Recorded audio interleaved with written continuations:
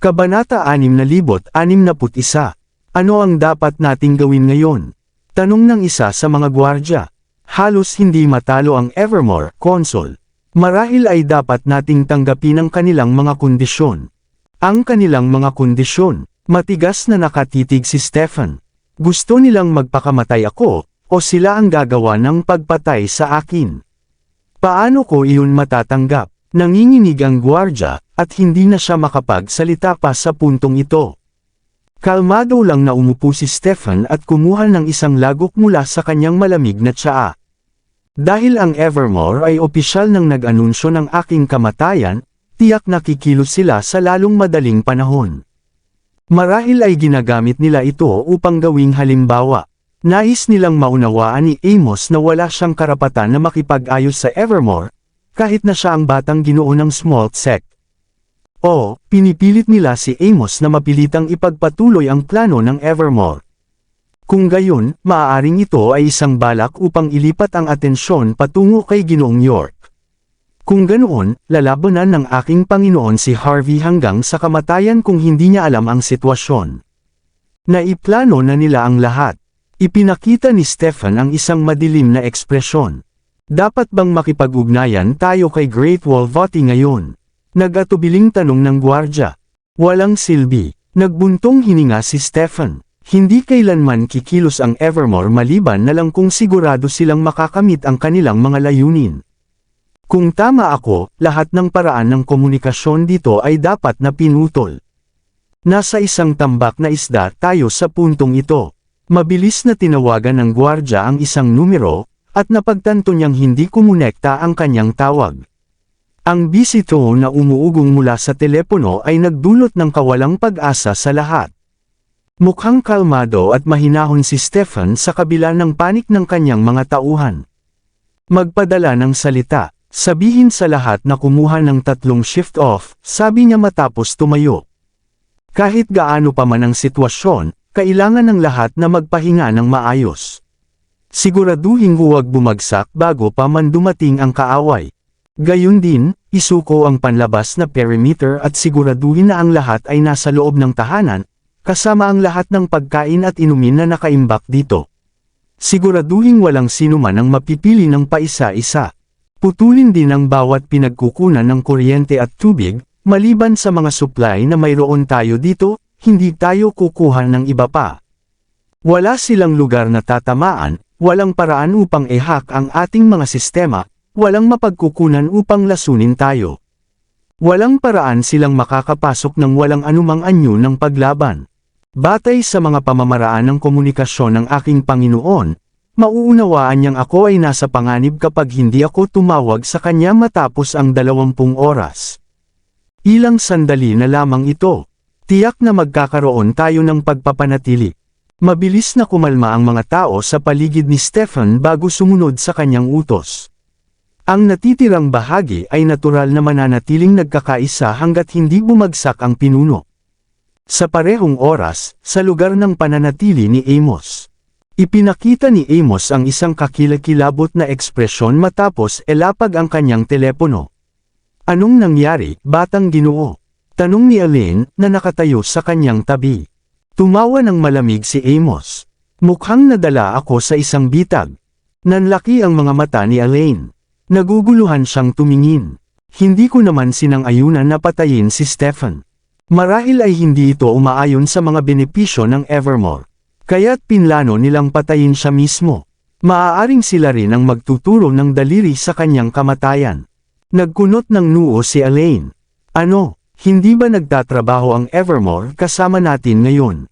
Kung mayroon man, dapat nilang ilipat ang atensyon kay Harvey.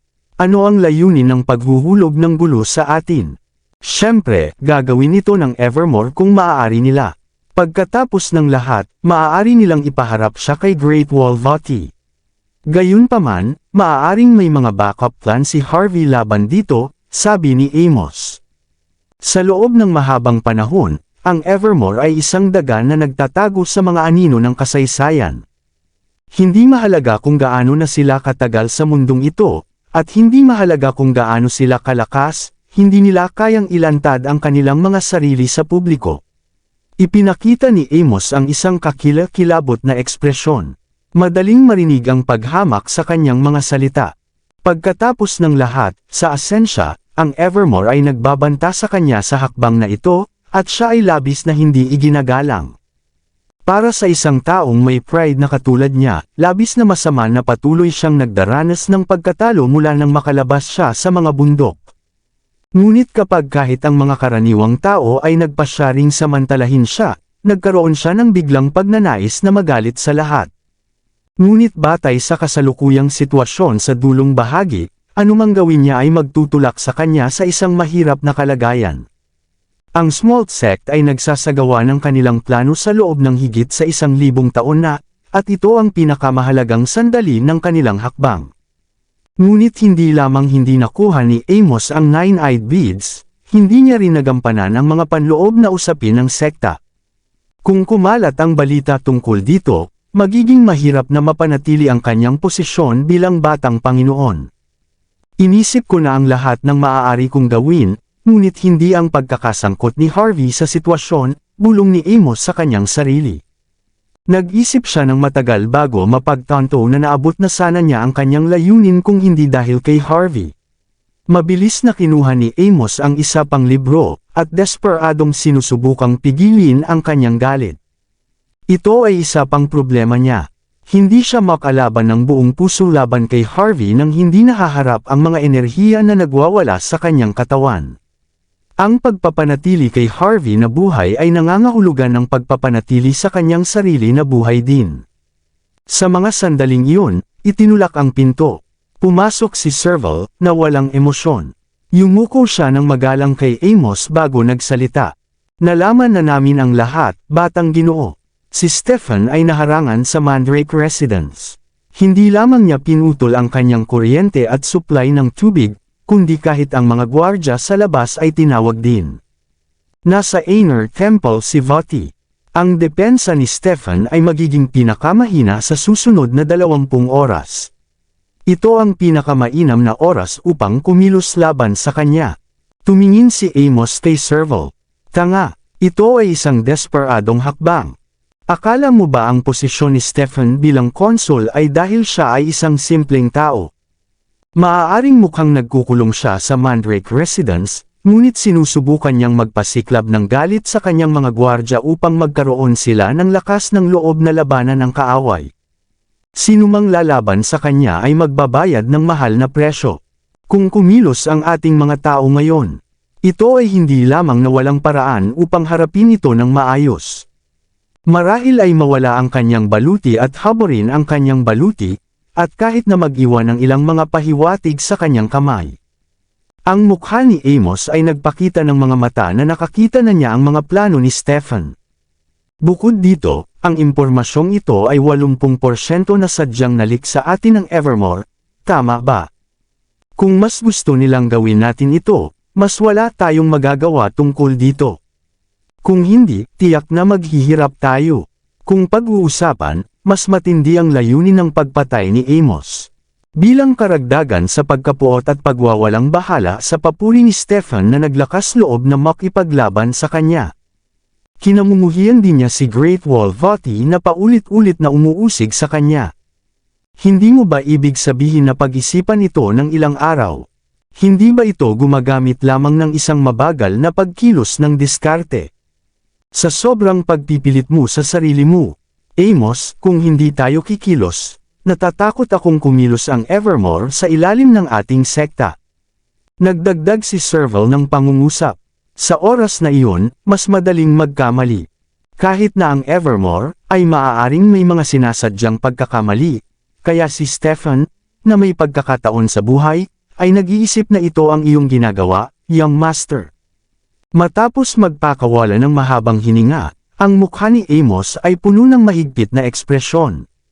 Tumitig siya ng matagal, at saka mahinang sinabi, hindi mo mismo naisip ang mga salitang ito, hindi ba? Ano ang sinabi sa iyo ng mga tao sa Evermore?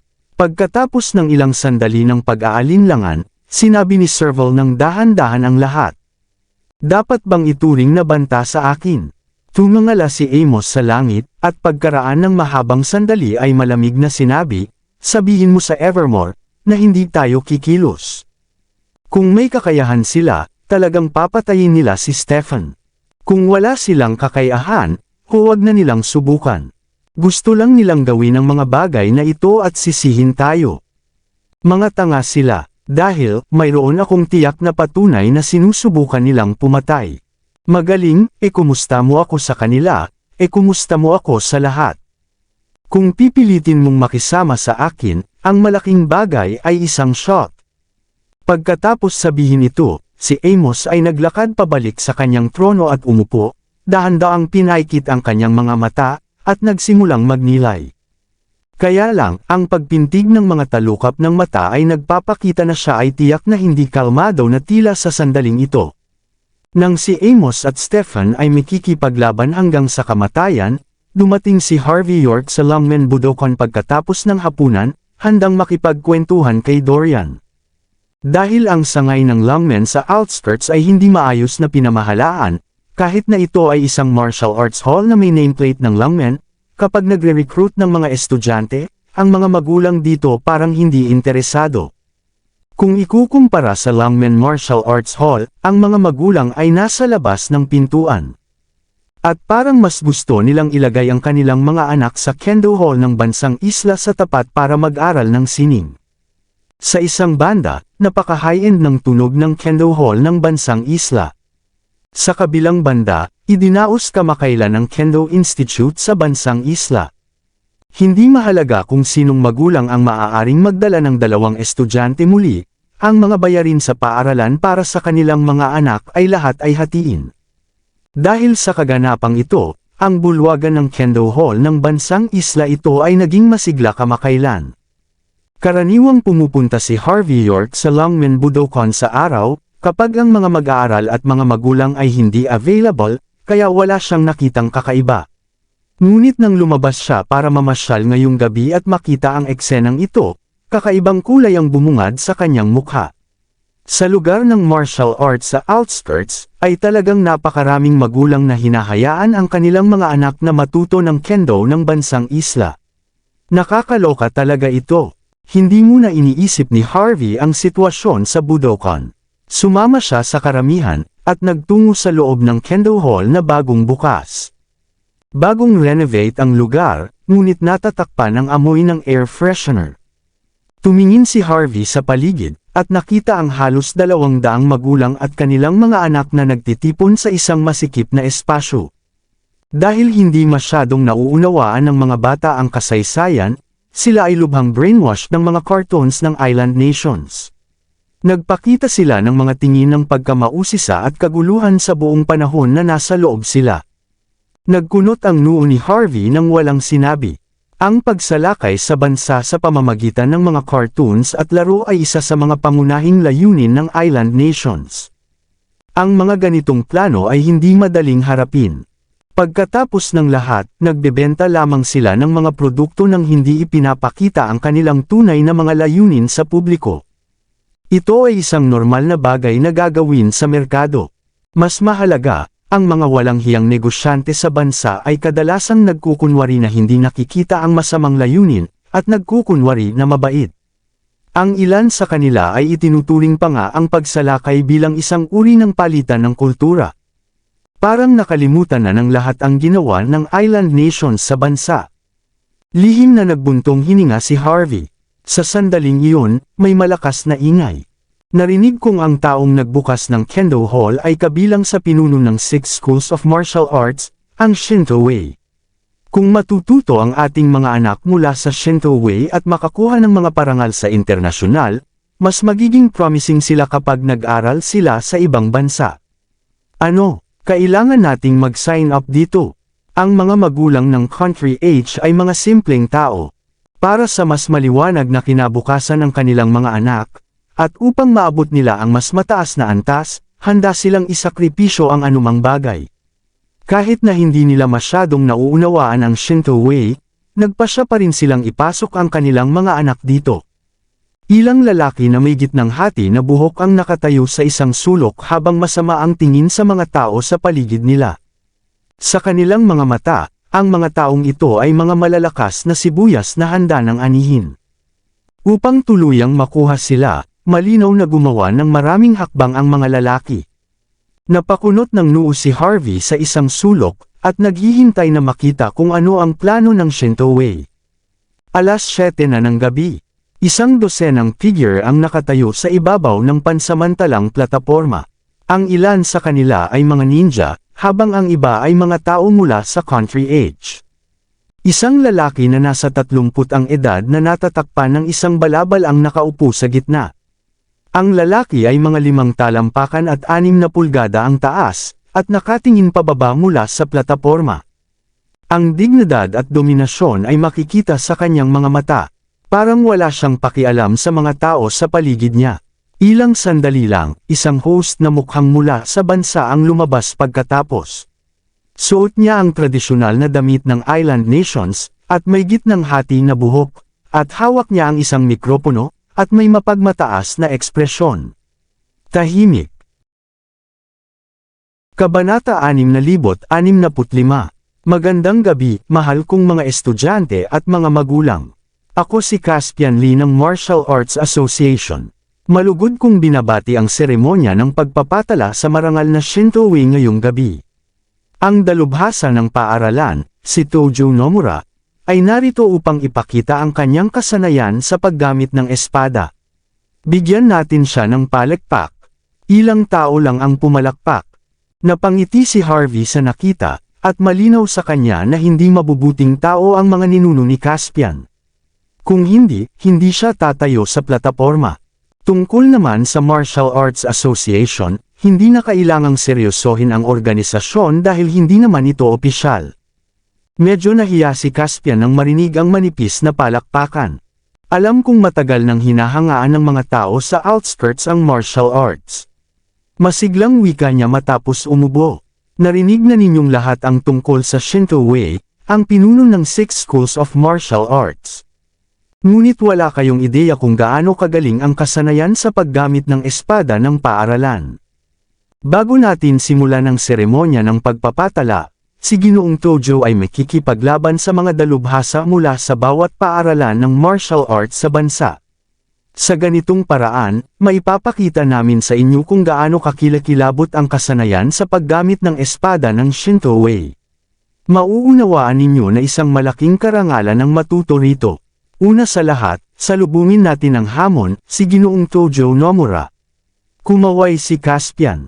Tumayo si Tojo na may mahabang espada na nakasabit sa kanyang baywang, at dahan-dahan siyang tumingin sa paligid niya na may matinding ekspresyon. Upang ipakita ang kanyang galing, mabilis niyang hinugot ang kanyang espada, at hinati sa dalawa ang mesa sa harap niya. Laking pagkamangha ng mga tao. Mabilis na umalangaw-ngaw ang malalakas na palakpakan. Napangiti si Harvey habang pinapanood mula sa malayo. Mga pambo-bola. Mukhang napakagaling ni Tojo, ngunit masasabi ni Harvey na siya ay isang ordinaryong mandirigma lamang. Nagsimulang magduda si Harvey kung talagang nagmula si Tojo sa pinakamisteryoso at pinakamalakas na paaralan sa Island Nations. Kung ito ang maya-alok ng Shinto Wei, masyadong nakakadismaya. Alam ng bawat martial artist ito. Ang country age ay puno ng mga walang kwentang tao. Sabi ni Tojo matapos ipakita ang kanyang lakas. Umaasa akong maraming dalubhasa ang makakalaban sa akin. Sa ganitong paraan, maipapakita ko sa inyong mga tao kung gaano kalakas ang kasanayan sa paggamit ng espada ng Island Nations. Sigurado, itinaas ni Tojo ang kanyang mga kamay, na may mapagmataas na ekspresyon sa kanyang mukha. Mula ngayon, ang mga dalubhasang martial artist mula saan man ay maaaring lumapit upang hamunin si Ginoong Tojo. Sabi ni Caspian, at tumingin ng ilang beses sa ilang tao mula sa karamihan. Isang maliit at matabang lalaking nasa katanghalian ng edad ang tumalon sa plataporma, at pinitik ang kanyang leeg. Ako ay isang disipulo ng Hong Kong. Bilang kinatawa ng mundo ng martial arts ng bansa, ako ang haharap sa iyo ngayon. Ang Hong Kong, malakas na martial art iyan sa timog. Walang sagradong martial art training ground ang gumagamit niyan, pero sabi ng mga bulong-bulungan, mayroong hindi bababa sa 10,000 disipulo na natututo niyan. Impressive. Dapat maging kapana-panabik ito. May nagsalita sa karamihan na parang may alam. Ang mga taong walang alam ay malakas na naghiyawan, at puno ng kagalakan. Tumingin si Harvey sa lalaki sa plataporma, at agad na natahimik. Hindi ba nila nakikita na para lang siyang palabas? Bago pa makapagsalita si Harvey, mabilis na nagpakita ang lalaki ng ilang magarbong galaw na ganoon nga. Ngumiti ang lalaki kay Tojo. Sisimulan ko na, Ginoong Tojo. Naglakad siya palapit kay Tojo, at sumuntok. Ang suntok ay mukhang napakamalakas, at nagdulot ng malakas na hiyawan sa mga magulang at kanilang mga anak. Bam! Bago pa makalapit ang suntok, inihampas ni Tojo ang kaluban ng kanyang espada sa mukha ng lalaki. Nanginginig ang katawan ng lalaki, at bumagsak siya mula sa plataporma habang sumisigaw sa sakit. Matapos matamba sa lupa, sumigaw siya kay Tojo. Lumaban ka ulit kung kaya mo, ikaw na maliliit na hayop. Hindi ka karapat-dapat, hindi mo nga kayang tanggapin ang isang suntok. Mayabang na pinag-krus ni Tojo ang kanyang mga braso. Susunod, tikman mo ito. Isang matangkad at payat na lalaki ang tumalon sa plataporma. Inilagay niya ang kanyang mga braso na parang tigre at crane. Pakiusap, mabilis siyang nagpakita ng ilang galaw, na sa wakas ay gumalaw si Tojo. Gayunpaman, itinapon siya sa plataporma gamit ang kaluban sa loob lamang ng 3 galaw. Agad na pinag-krus ni Tojo ang kanyang mga braso, at hindi binigyan ang lalaki ng pagkakataong magsalita. Ikaw ay dapat na isang dalubhasa sa Xylas Formation. Mahina, hindi ba dapat puno ng mahuhusay na tao ang bansang ito? Wala man lang sa inyo ang kayang lumaban. Tumingin si Tojo sa paligid niya, at malamig na nagsalita. Sapat na ang pag-aaksaya ng oras. Kung may iba pang mga dalubhasa rito, dapat kayong lumapit ngayon na. Wala akong pakialam kung anong paaralan ka, o kung anong talento ang mayroon ka. Lalabanan ko kayo ng 10. Ngayon na, 10 tao na mukhang mga dalubhasa ang nagpapakita ng matuwid na galit, na nangangailangan na turuan si Tojo ng leksyon bago umakyat sa plataporma. Malinaw na inayos sila ni Caspian ng maaga. Sa loob lamang ng ilang galaw, ang mga tinatawag na dalubhasa ay sinipa pababa. Lahat ay natahimik. Nagtinginan ang mga magulang at ang kanilang mga anak, at alam nilang may mali. Pagkatapos ng lahat, ang martial arts ng Country H ay hindi naman talaga ganito kahina. Ang mga mata ng mga bata ay puno ng paghanga. Ang mga dalubhasa ng Island Nations ay palaging nakikitang tinatalo ang maraming kalaban sa mga laro at cartoons na kanilang napanood. Nagkunot ang noo ni Harvey, at alam niyang ang mga dalubhasa ng bansa ay dinala rin dito ni Caspian. Layunin ni Caspian na ipakita kung gaano kalakas si Tojo. Sa pananaw ng ekonomiya, medyo matagumpay ang taktika ni Caspian. Ngunit sa paningin ng mga tao, ito ay isang walang hiyang pag-uugali. Nilalait niya ang imahe ng bansa habang itinataas ang Island Nation sa isang pedestal. Ang pagtawag sa kanya na isang traidor sa bansa ay isang maliit na bahagi lamang. Naisip ni Harvey na ang kanyang mga ninuno ay matagal nang gumagawa nito. Marahil ay tradisyon na nila ito mula pa noong unang panahon. 10 kilalang dalubhasa ng Country H. Hindi man lang sila umabot ng 10 galaw laban kay Ginoong Tojo. Sabi ni Caspian na parang naguguluhan. Sino ang nakakaalam na ang martial arts ng bansa ay ganito kahina? Sabi ng lahat na ang bansa ay puno ng mga nakatagong talento. Mukhang panloloko lang pala ang lahat. Lahat, mayroong ba sa inyo na magiging masaya na hayaan ang inyong mga anak na mag-aral ng ganito? Ang dalubhasa ng Shinto Wei, si Ginoong Tojo, ang mamamahala sa mga aralin ng Kendo Hall. Hindi ba kayo excited doon? Hindi lang ninyo madudurog ang martial arts ng Country H gamit ang kasanayan sa paggamit ng espada. Ang inyong mga anak ay makakakuha ng dagdag na merito kapag nag-aral sila sa ibang bansa matapos manalo ng mga parangal sa mga kompetisyon. Dapat mag-sign up ang lahat para sa mga aralin kahit ano paman. Bukod pa rito, may discount kung magdadala kayo ng 2 anak dito. Wala na kayong makukuhang ganitong pagkakataon. Naghiyawan ang mga bata nang marinig si Caspian na binababa ang bansa para ibenta ang mga aralin sa paggamit ng espada, at desperadong magpa-sign up. Ngunit ang mga magulang ay nagpapakita ng mga pangit na ekspresyon.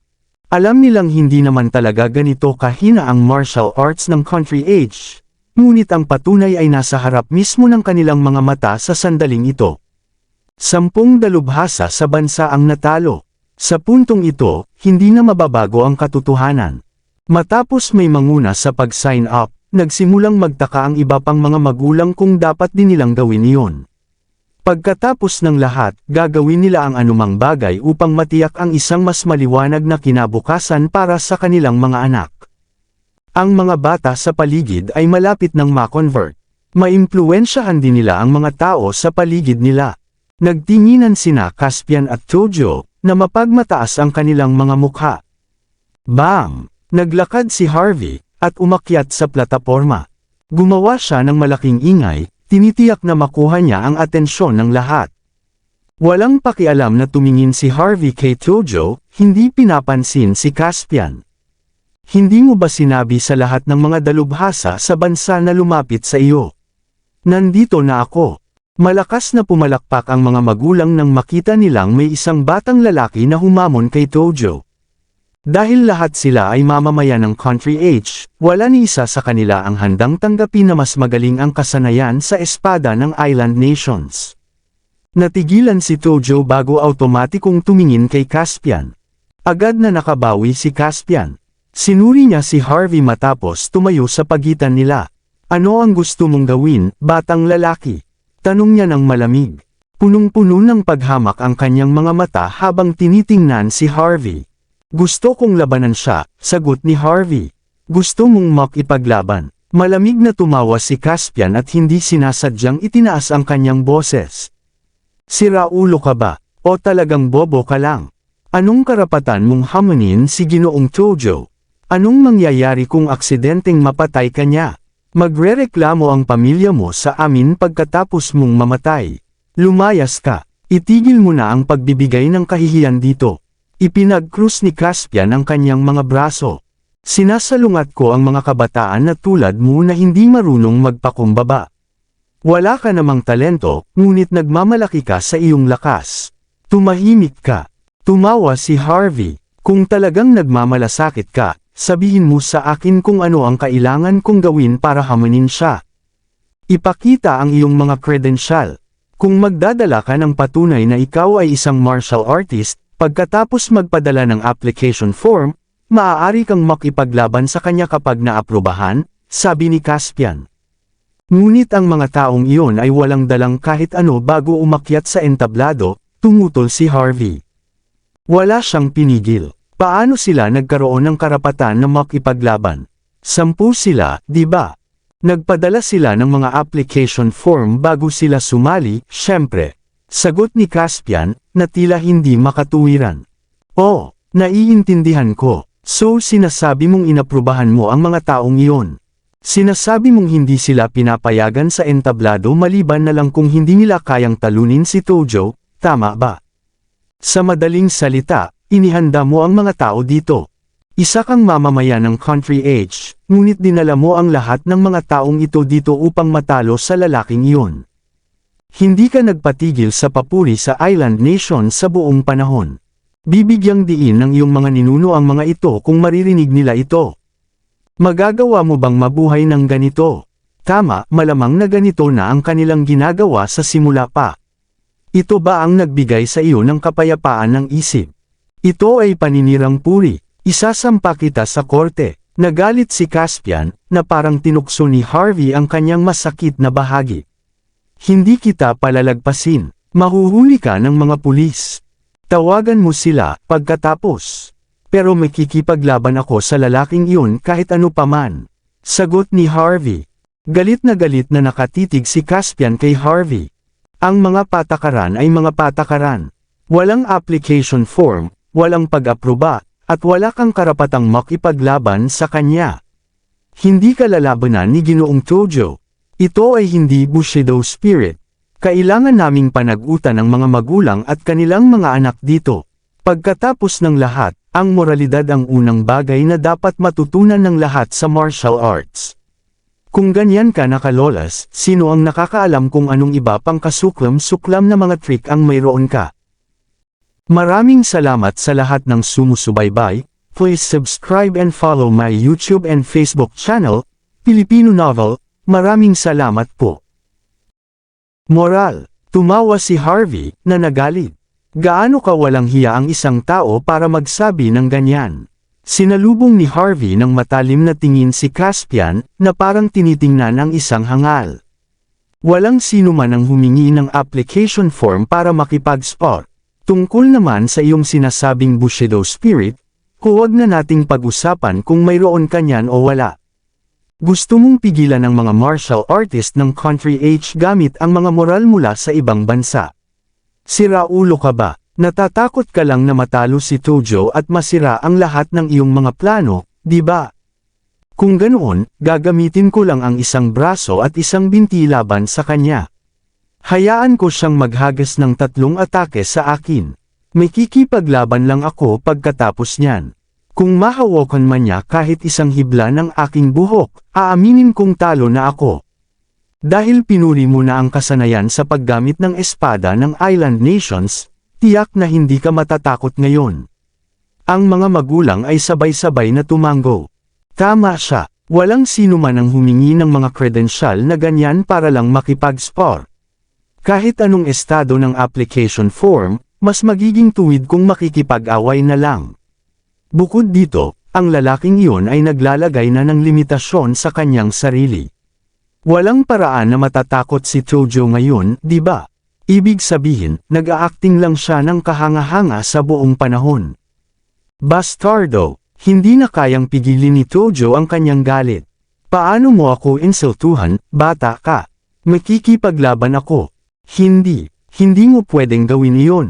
Makikita ang malamig na pawis sa noo ni Caspian.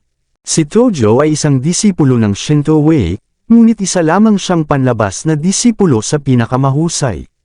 Alam ni Caspian kung gaano siya kalakas. Nandito lang si Tojo para magpanggap. Ang makahanap ng ilang aktor para makipaglaban ay walang problema. Ngunit magiging masama para sa negosyo kung isang talagang may talento ang makikipaglaban dito. Hindi lang iyon, mawawala ng negosyo ang Kendo Hall kapag nasaktan ang isang mahalagang bisita mula sa Island Nations. Walang pag-aalinlangan, nagpapakita si Caspian ng masamang ekspresyon. Ano man ang mangyari, kung gusto mong makipaglaban kay Tojo, kailangan mong ipakita ang application form. Kung hindi, umalis ka na dito. Tatawag kami ng pulis kung gumawa ka ng anumang walang katuturang bagay. Sasampahan ka namin para sa pambubugbog ng isang mahalagang bisita mula sa Island Nations.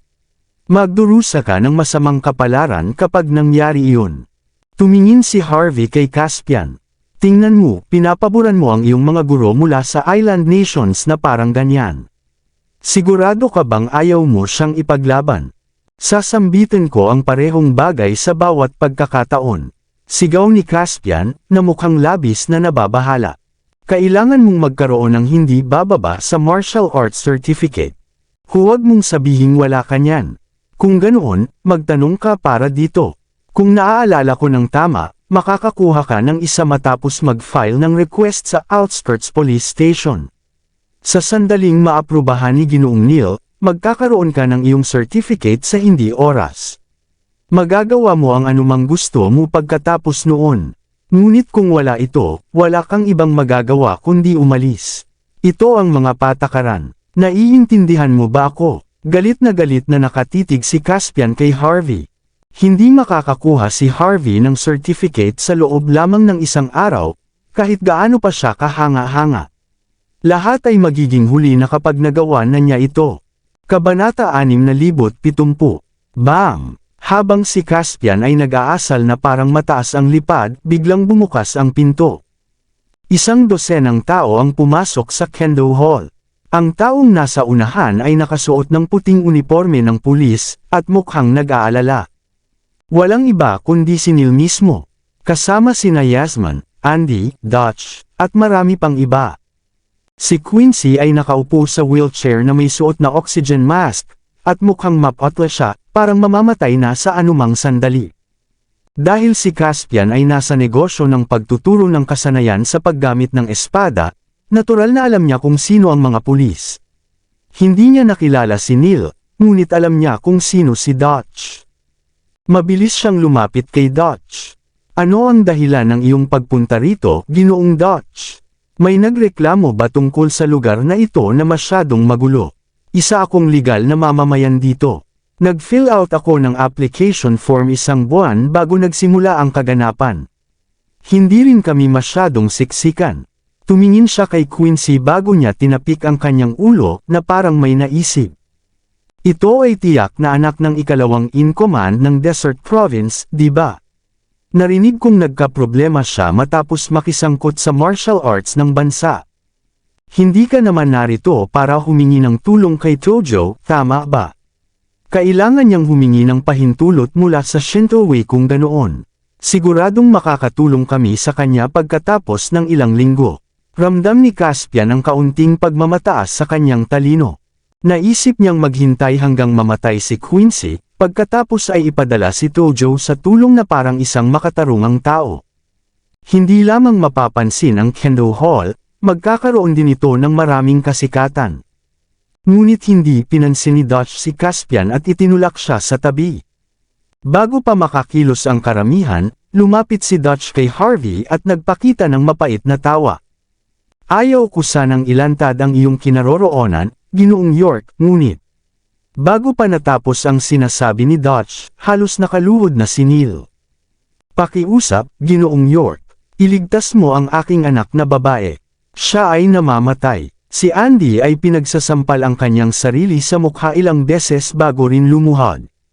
Ginoong York, hindi, Master York. Ikaw ay isang makapangyarihang tao. Pakiusap, huwag mong isaalang-alang ang mga bagay na ginawa ng isang mababang babae. Iligtas mo ang aking anak. Nagmamakaawa ako sa iyo. Maaaring ikaw lamang ang tao na makakapagligtas sa kanya sa buong bansa, o marahil kahit sa buong mundo. Nagkamali ako. Lahat ng ito ay kasalanan ko. Ano? Kumislot ang mga mata ni Caspian, at hindi niya akalain na si Harvey ay may ganitong malaking kakayahan at kapangyarihan.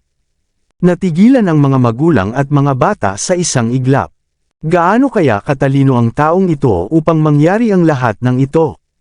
Pati si Tojo ay kumislot ang kanyang mga mata, at napagtanto niyang may mali. Dapat ay humingi ng tulong sina Neil at Andy sa maraming tao, habang ginagawa ang lahat ng kanilang makakaya upang iligtas ang kanilang anak. Ngunit kailangan nilang aminin, si Harvey ang tanging tao na may kakayahang iligtas si Quincy. Matapos makita ang isang kilalang tao tulad ni Voti na sumusuporta kay Harvey, nakaramdam si Andy ng higit pang panghihinayang. Dahil dito nangyari ang lahat.